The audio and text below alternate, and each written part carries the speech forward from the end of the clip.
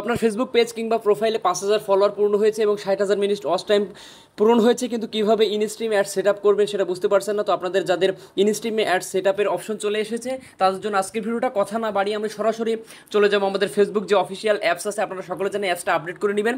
এখানে এসে আপনারা সেই কাঙ্ক্ষিত প্রোফাইল কিংবা পেজ যেটাতে আপনি সেট আপ করতে যাচ্ছেন সেটাতে লগ ইন করে নেবেন। লগ ইন করে এখানে প্রবেশ করবেন। এই যে আমার শাহরুখ এই পেজ দেখুন 9,000 ফলোয়ার আছে, এই পেজে কিন্তু আমি মনিটাইজেশন পেয়ে গেছি। আমি যদি সি ড্যাশবোর্ডে যাই দেখুন আমার পেজের অবস্থা বর্তমানে অনেক ভালো, 1 মিলিয়ন রিচ এবং আমার ভিউ অনেক বেশি। সো মাত্র 9,000 ফলোয়ারে কিন্তু আমি ইনস্ট্রিম অ্যাড সেটা পেয়ে গেছি। তো আপনারা কীভাবে পাবেন সে সম্পর্কে আমাদের চ্যানেলে অলরেডি ভিডিও আছে, আপনারা দেখে নিতে পারেন। তো এইখান থেকে আমরা নিচের দিকে স্ক্রল করে চলে যাব, আপনাদের দেখাই কীভাবে ইনস্ট্রিম অ্যাড সেট আপ করতে হয়। এইখান থেকে খুঁজে বের করবেন মনিটাইজেশন সেকশন, এই মনিটাইজেশনের উপরে ক্লিক করবেন। ক্লিক করলেই দেখবেন যে কোথায় ইনস্ট্রিম অপশন আছে। এই যে আমাদের দেখুন ইনস্ট্রিম অ্যাভেলেবেল টু সেট আপের অপশন চলে আসছে। তো এইখানে জাস্ট আমরা কী করবো, সেট আপে ক্লিক করব।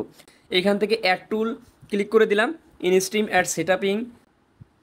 তো এখানে দেখুন ইন রিভিউ, এখানে যদি আমি ক্লিক করি এখানে বলতে thank you for submitting your application to start using instream ads, you will be notified your application is approve within next 2 weeks, 2 সপ্তাহের ভিতরে আমাকে জানাবে। ওকেতে সাবমিট দিয়ে দিলাম।